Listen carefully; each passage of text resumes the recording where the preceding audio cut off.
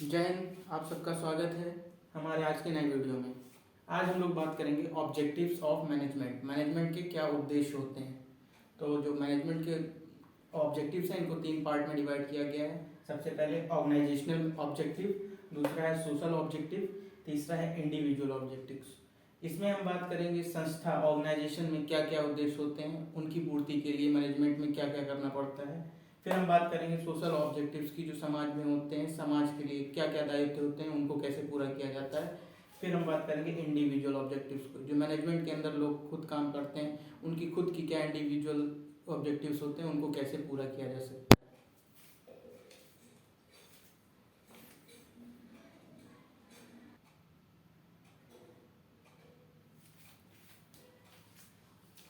Organisational objectives, इसमें सबसे पहला है सर्वाइवल। जो सर्वाइवल है ये हमें यह बताता है कि किसी भी संस्था को बने रहने के लिए उसका सर्वाइव करना सबसे महत्वपूर्ण होता है। ये सबसे मेन ऑब्जेक्टिव होता है। Basic most important objective is to survive and exist. उसको सर्वाइव करना और अपने आप को बनाए रखना। जो सबसे बेसिक होता है ऑर्गेनाइजेशन में कि वो अपने शुरुआत में भले ही प्रॉफिट कम कमाए, कॉस्ट पे अपने कॉस्ट से कुछ रुपए ज़्यादा से ज़्यादा थोड़ा बहुत प्रॉफिट कमाए। उसका मेन फोकस होना चाहिए खुद को सर्वाइव करे, मार्केट में बनाए रखे, exist in the market and survive. ये नहीं कि शुरुआत में कुछ ज़्यादा प्रॉफिट कमाने के चक्कर में ज़्यादा प्राइसिंग हाई कर दे, तो इससे वो फर्म, वो मैनेजमेंट पीछे रह जाएगा। तो इसके लिए जो सबसे बेसिक ऑर्गेनाइजेशन ऑब्जेक्टिव है वो है सर्वाइवल। मार्केट में मैनेजमेंट को अपने आप को बनाए रखना पड़ता है, इसलिए सबसे इंपॉर्टेंट चीज़ है हमको मार्केट में सर्वाइव करना चाहिए।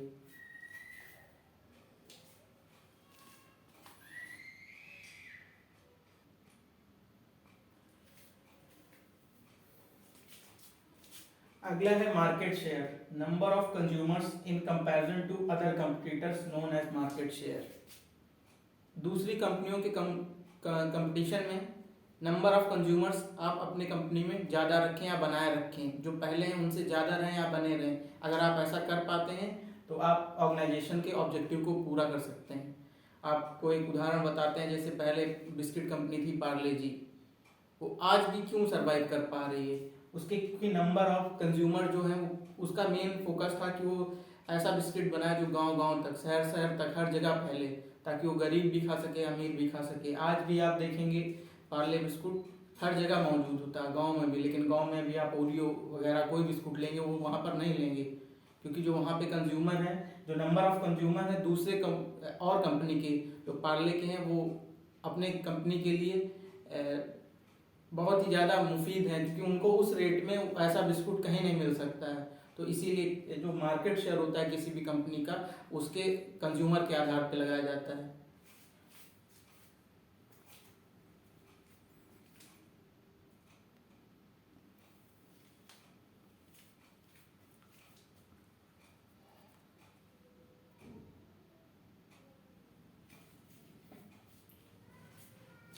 अगला ऑब्जेक्टिव प्रॉफिट मोटिव। ये सबसे मेन मोटिव होता है कंपनी का। कोई भी मोटिव पूरे हो ना हो, लेकिन प्रॉफिट मोटिव कंपनी को अचीव करना बहुत ज़रूरी है। Main objective is to earn adequate amount of profit. जो उनका प्री ऑब्जेक्टिव, प्री प्लान करते हैं कि साल के अंत में इतना प्रॉफिट तो उनको पहले कमाना ही कमाना है, तो वो उनका प्रॉफिट मोटिव सबसे मेन होता है। अगर वो उतना नहीं कमा पा रहे तो कंपनी अपने ऑब्जेक्टिव को पूरा नहीं कर पा रही है।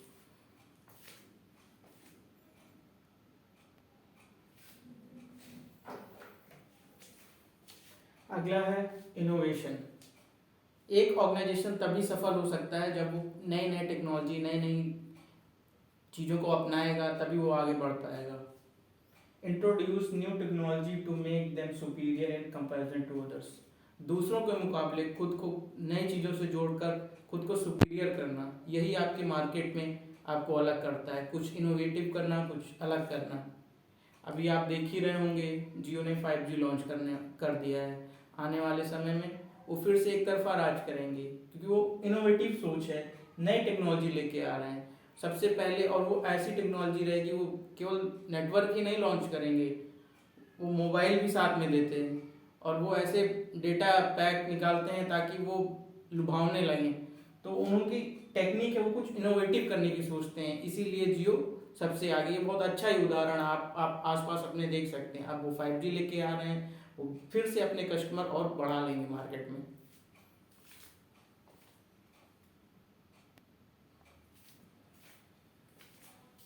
अगला है सोशल ऑब्जेक्टिव्स। जो ऑर्गेनाइजेशन होती है उसको प्रॉफिट कमाना ही उसका मेन उद्देश्य नहीं होता है, समाज के लिए भी उसको क्या करना चाहिए ये भी उसका फोकस होता है। Social objectives of the organization are concern with the commitment towards society. वह समाज को, सोसाइटी को क्या दे सके प्रॉफिट कमाने के साथ साथ, ये उसका मेन मोटिव हो। अगर वो ऐसा नहीं करता है तो वो समाज के लिए एक तरीके से केवल पैसा कमाने का जरिया है, लेकिन समाज को बदले में कुछ नहीं देगा। तो ऐसे में गवर्नमेंट भी एक्शन लेती है। तो गवर्नमेंट ने भी काफ़ी साथ दिया है कई बिजनेस फर्म कंपनियों का, कि उनका एम ये होना चाहिए प्रॉफिट कमाने के साथ साथ उनको समाज के लिए भी कुछ करना चाहिए। एक सबसे अच्छा उदाहरण आपने सुना होगा, सलमान खान की कंपनी है बीइंग ह्यूमन। जो बीइंग ह्यूमन कपड़े, साइकिल, डिओ, परफ्यूम, ये सारे प्रोडक्ट बनाते हैं, लेकिन उस पर जो भी प्रॉफिट होता है वो हर साल कैंसर पेशेंट के लिए डोनेट किया जाता है। तो ये एक अच्छा कॉज है। इस तरीके से कंपनियां प्रॉफिट कमाने के साथ साथ सोशल कॉज भी करती हैं।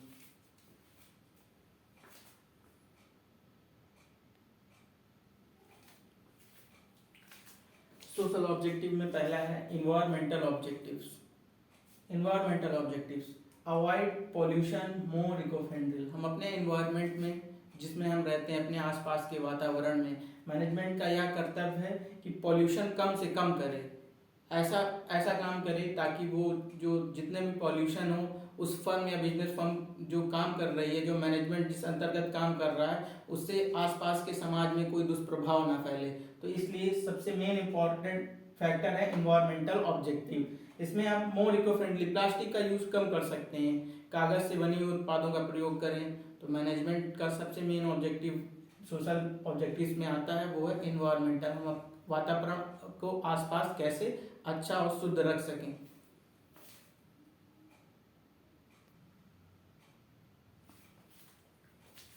अगला है वेलफेयर स्कीम।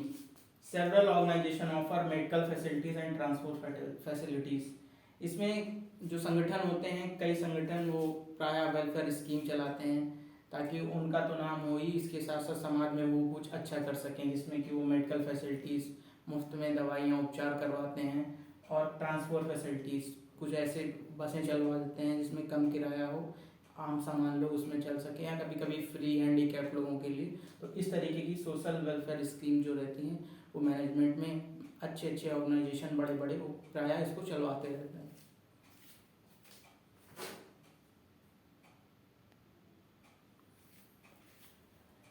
अगला सोशल ऑब्जेक्टिव है बेटर ह्यूमन रिलेशन। जो काम करने वाले लोग हैं उनके साथ अच्छे संबंध होने चाहिए मैनेजमेंट के, जो कि सारे समाज से ही लोग आते हैं। जो वहाँ पे काम करने वाले लोग होते हैं वो समाज, इसलिए जो सोशल ऑब्जेक्टिव होता है वो लोगों के लिए काम करना होता है, उनसे अच्छे संबंध बनाए रखने होते हैं किसी भी मैनेजमेंट को। इसीलिए fair wages, job security and other schemes, जो लोग समाज से आकर उनके यहाँ काम करते हैं उनको अच्छे अच्छे फेयर वेजेस देते हैं, जो उचित मूल्य होता है, जिस मानक पर समाज में या लेबर या काम करने वाले लोगों को पैसे दिए जाते हैं, वेजेस दिए जाते हैं, उसके आधार पर उनको फेयर वेजेस दिए जाते हैं। जॉब सिक्योरिटी, उनको जॉब सिक्योरिटी भी प्रोवाइड करवाई जाती है। जो भी काम कर, ऐसा नहीं कि समाज में भिन्न भिन्न लोग आते हैं, जैसे कोई किसी और सोसाइटी से बिलोंग करता है या कोई हाई सोसाइटी से बिलोंग करता है, तो मैनेजमेंट में सबको बराबर काम दिया जाता है। जॉब सिक्योरिटी सबके लिए बराबर होती है।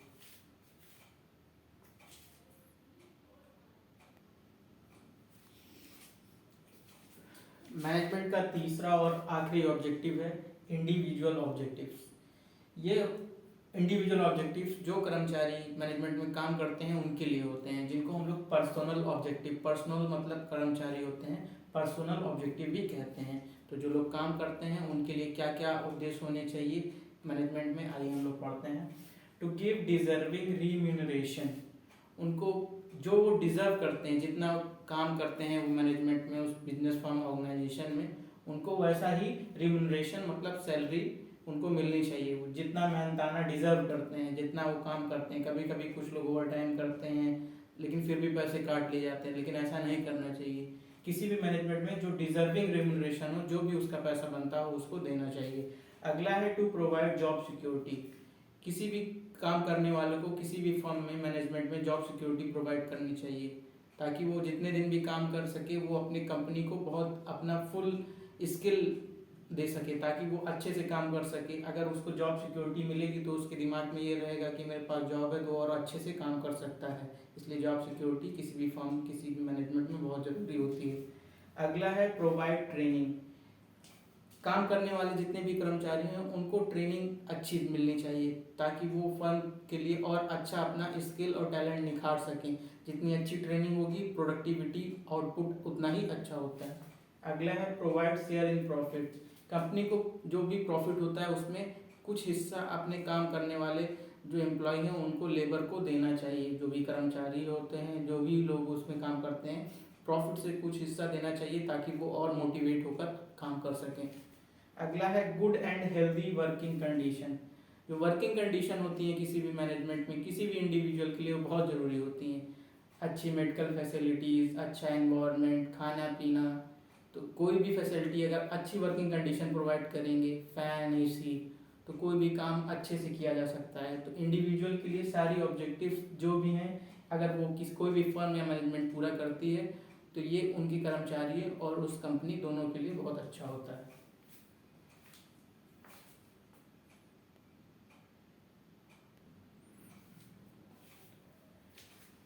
तो जैसा कि अभी हम लोग ने पढ़ा कि ऑब्जेक्टिव ऑफ मैनेजमेंट में क्या क्या ऑब्जेक्टिव मैनेजमेंट के होते हैं, तो सबसे पहले हमने आपको बताया था ऑर्गेनाइजेशनल ऑब्जेक्टिव। तो जो इसमें ऑर्गेनाइजेशनल ऑब्जेक्टिव, इसका एक उदाहरण मैं देना चाहूँगा कि सबसे अच्छा उदाहरण है किसी भी फर्म ऑर्गेनाइजेशन को अपने ऑब्जेक्टिव अगर पूरा करना होता है तो सर्वाइवल व ग्रोथ के थ्रू कर सकता है, सबसे मेन ऑब्जेक्टिव होता है। तो आपने कंपनी का नाम सुना होगा KFC, जो कि ऑस्ट्रेलिया की एक फास्ट फूड कंपनी है जो कि फ्राइड चिकन के लिए फेमस है। लेकिन आप देखिए अगर वो अपना प्रॉफिट या सर्वाइवल के लिए ही रहती तो वो शायद वहीं तक सीमित रह जाती, लेकिन उसने अपना ग्रोथ एक्सपेंशन अपने आप को बढ़ा कर आगे लेकर जाना चाहा। तो वो फ्राइड चिकन कंपनी जो ऑस्ट्रेलिया की थी वो भारत में आई। भारत में देखा लोग यहाँ पे जितने नॉनवेज हैं उतने ही कई हद तक वेज भी है। तो यहाँ पर आने के बाद वो KFC जो भारत में उसने मार्केट को समझा पढ़ा, तो केवल फ्राइड चिकन ही नहीं, अब यहाँ पर आके फास्ट फूड में वेज के सारे आइटम भी इंक्लूड कर ली। तो जो ऑब्जेक्टिव ऑफ मैनेजमेंट किसी भी फर्म मैनेजमेंट का होता है तो सबसे बड़ा होता है कि अपने आप को ग्रो करे, अपने आप को बढ़ाए। तो KFC एक उसका बहुत बड़ा उदाहरण है जो ऑस्ट्रेलिया से चल के इंडिया में आई और यहाँ की माहौल को उसने पहचाना, उस हिसाब से प्रोडक्ट अपने बनाने चालू किए।